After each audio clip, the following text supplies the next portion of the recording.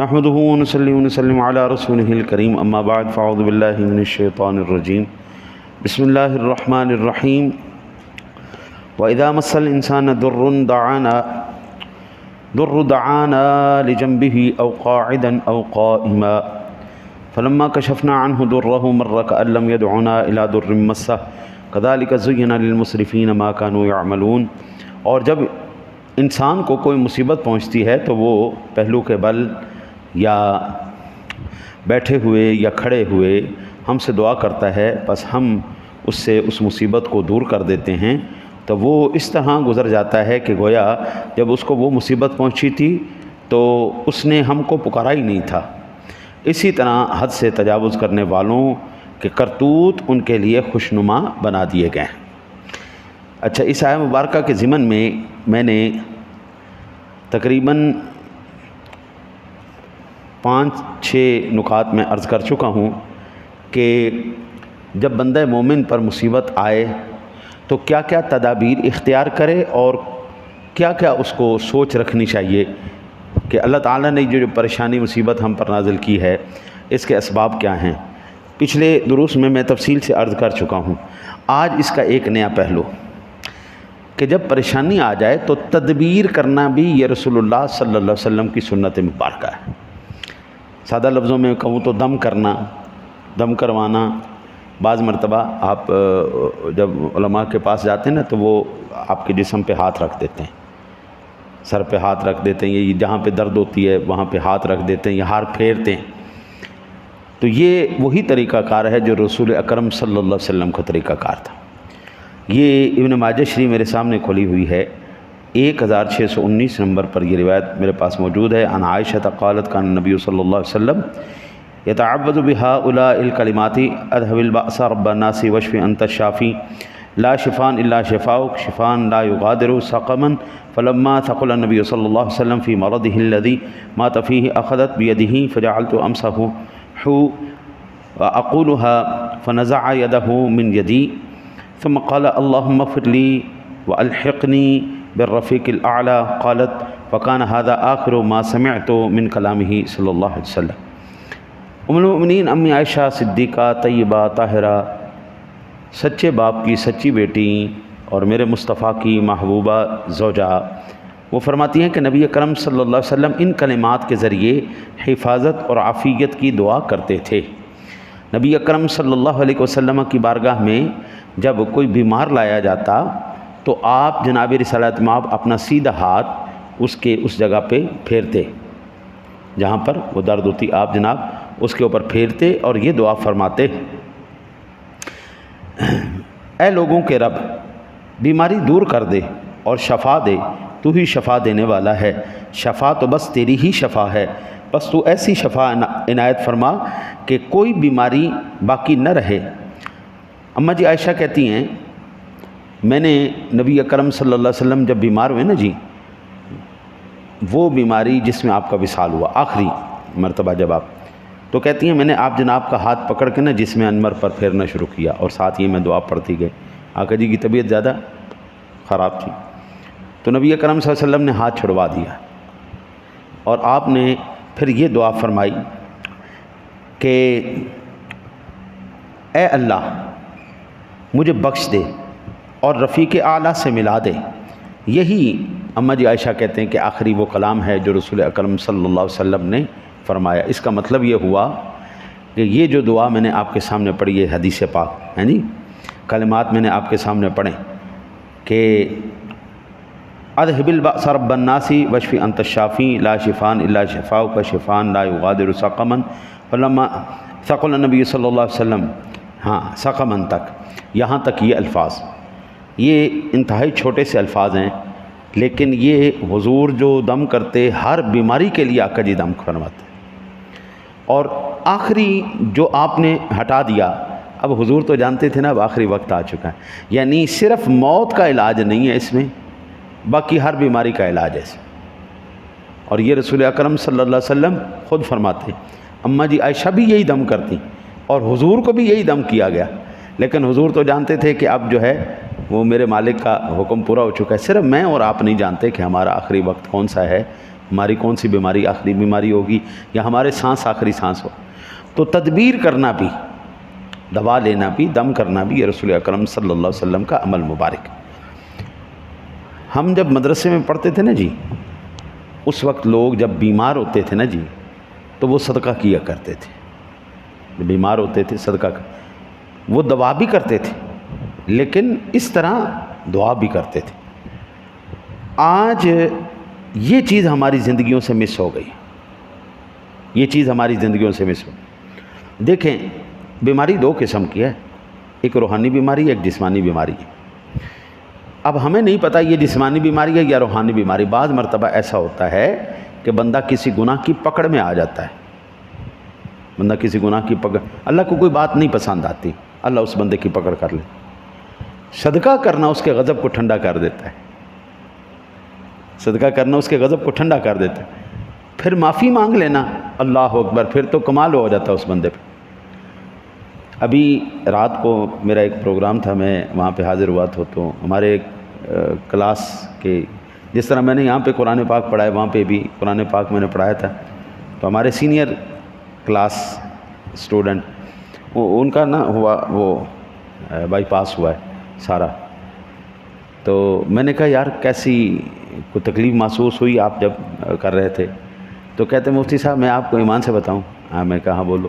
کہنے لگے کہ جب آپ ہمیں قرآن پڑھاتے تھے نا، جب وہ کہتے تھے نا جی اب ہم آپ کو سوئی لگانے لگے ہیں، آپ کے اندر اینجیوگرافی کرنے لگے ہیں، آپ کا سینہ چیرنے لگے ہیں، آپ کا یہ کرنے لگے، تو کہتے ہیں میں وہ قرآن کے وہ منظر یاد کرتا تھا، وہ منظر یاد کرتا تھا جب آپ قرآن پڑھا رہے ہوتے تھے، ہم قرآن پڑھ رہے ہوتے تھے کہ میرے سامنے اللہ کا پاک کلام پڑھا ہوا ہے اور میں یہ تصور کرتا تھا کہ ہم مسجد نبوی کے نیچے بیٹھ کر یہ قرآن پڑھ رہے ہیں. تو کہتا بس میں انہی نظاروں کے اندر ہی گم رہتا تھا. اللہ تعالیٰ نے مجھے ایک جو سوئی کے برابر بھی درد نہیں ہونے دی. قسمت کی بات ہے نا جی. اب انہوں نے تصور کیا، اللہ سے معافی مانگی، قرآن پاک کا تصور کیا، گنبد خضرا کا تصور کیا، بیماریاں ختم ہو گئیں. وہ اگرچہ جسمانی بیماری تھی لیکن روحانی پاور نے محسوس نہیں ہونے دیا. وہ خود کہتا ہے کہ باقی ہمارے ڈاکٹر کہتے ہیں کہ جتنے بھی مریض ہیں ان کو تھوڑی سی بھی سوئی لگا دیں نا تو وہ چیختے ہیں اور ڈرامے کرتے ہیں اور کیا کیا کرتے ہیں. کہتے ہیں ہم نے دیکھا ہے تو بڑا صابر آدمی تھا. کہتا جی میں کیوں نہ صابر ہوں، میں جانے سے پہلے صدقہ دے کے گیا تھا. جب مجھے پتہ چلا کہ مجھے تکلیف ہے میں نے اولاد کو کہا کہ میرا ایک بکرا صدقہ نکالو اور فوراً سے پہلے دعا بھی کرواؤ میرے لیے. میں نے بھی دعا کی، اللہ تعالیٰ نے شفا دے دی. اب ماشاءاللہ وہ ٹھیک ٹھاک ہے. ظاہری بات ہے وہ ٹانکے لگے ہوئے، وہ تکلیف تو ہے ایک، لیکن وہ چیز نہیں ہے جو عام بندے کو محسوس ہوتی ہے. لہٰذا بعض مرتبہ روحانی بیماریاں ہوتی ہیں جو انسان کو قابو کر لیتی ہیں جسمانی بیماری کے علاوہ.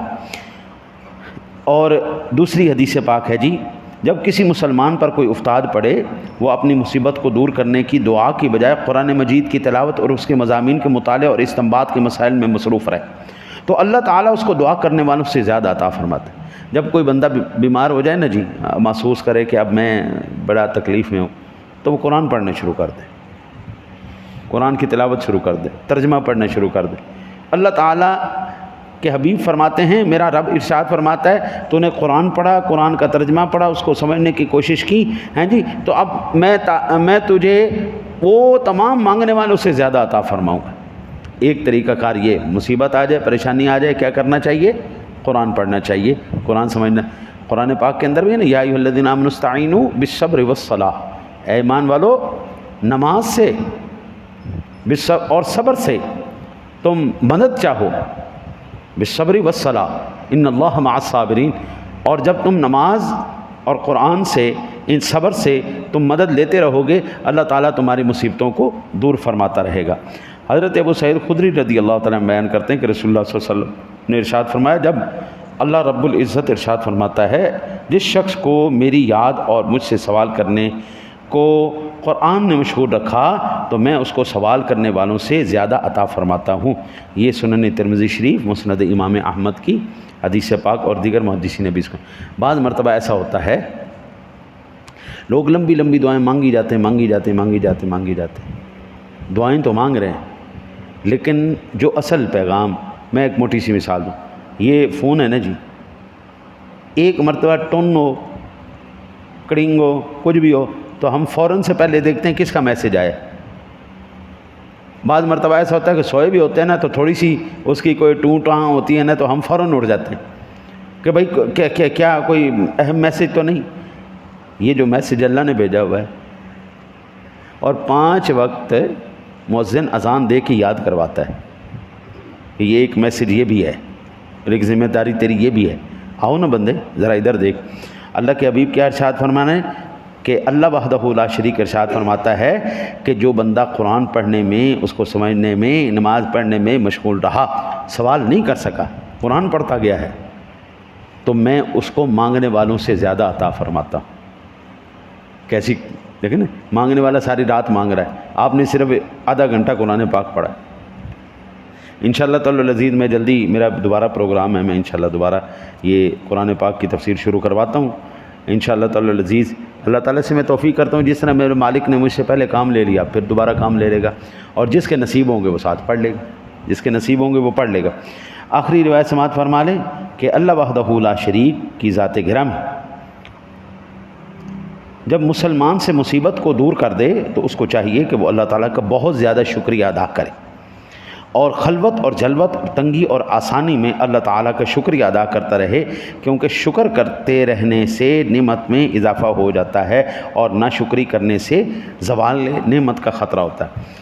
اچھا بعض مرتبہ نے جی میں نے ساتھیوں کو یہ کرتے ہوئے دیکھا ہے جب ان کو کوئی کامیابی ملتی ہے نا تو وہ چپ کر جاتے ہیں بالکل نہیں بولتے کسی کو نہیں بتاتے.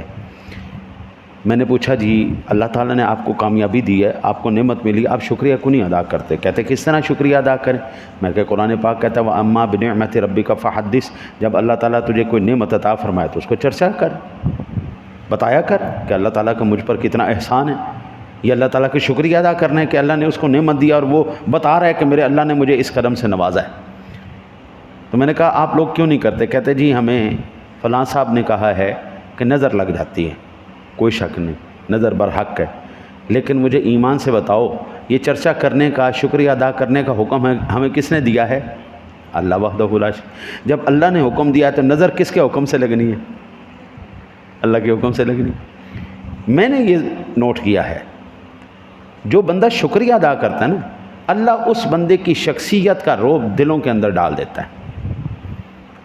اللہ اس بندے کی شخصیت کا رعب دلوں میں ڈال دیتا ہے اور وہ بندے کے پاس اتنا ہونا جی اتنا تو اللہ اس بندے کے بارے میں لوگوں کے تصورات یہ بنا دیتا ہے یہ تو بڑا کروڑ پتی آدمی اور یہ بہت بڑی نعمت ہے کہ وہ بالکل پینی لیس بندہ بالکل پھکڑ قسم کا آدمی ہے فقیر آدمی ہے لیکن اللہ تعالیٰ نے دنیا کے دلوں میں اس کا کیا امیج بنا دیا بڑی یار کوئی کمال چیز ہے. اور اس وجہ سے لوگ کئی اس بندے کے ساتھ بدتمیزی نہیں کرتے کئی لوگ اس کے ساتھ بد اخلاقی نہیں کرتے. یہ بہت بڑا انعام ہے. میں نے زندگی میں جو بھی مجھے اللہ نے عطا فرمایا شکریہ ادا کرتا ہوں یا اللہ تیرا لاکھ لاکھ شکر کروڑ مرتبہ شکر ہے.